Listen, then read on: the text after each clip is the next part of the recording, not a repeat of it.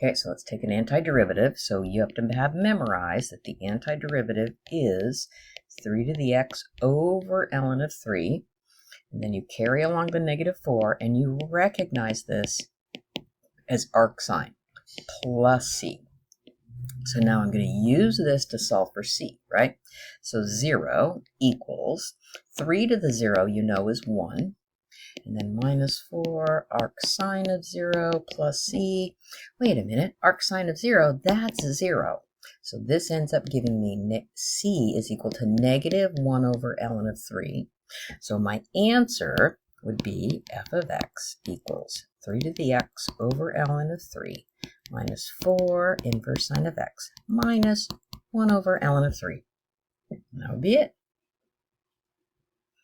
So now let me, I neglected to have the drawing, but let me just draw it in what you see already.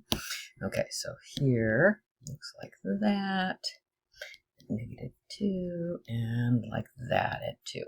So this is the graph of the derivative.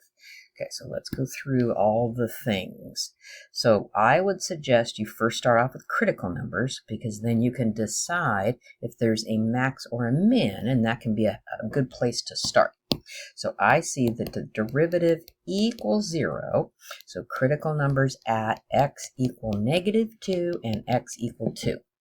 So we can use the first derivative test, right? So at x equal -2, I see that y prime changes from negative to positive. So that tells me that f of -2 is a local minimum. All right, let's look at the critical number of x equal 2. I'm just going to write it up here. So x equal 2, I'm looking at the sign of the derivative before and after, right? So at x equal 2, I know that y prime changes from positive to negative, right? So that means that f of 2 is a local max.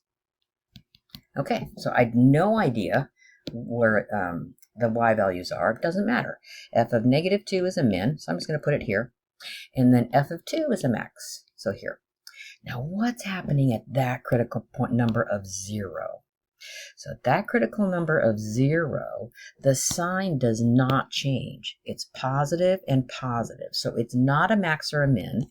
The derivative doesn't exist, means it's going to be a cusp or a vertical tangent. But since I can see it goes increasing to increasing, I'm pretty sure it's going to be a vertical tangent. Now let's figure out what the concavity is. So I know that when y prime, right, y prime is increasing, that means y double prime is bigger than 0. So that means y is concave up. So it's concave up between -infinity and 0. So it's always concave up. There we go. And then I see here the derivative is decreasing. So y prime decreasing, that means y double prime is less than 0, so that means y is concave down. So it's concave down from 0 to infinity. Oh, well, that kind of makes sense to make that a vertical tangent.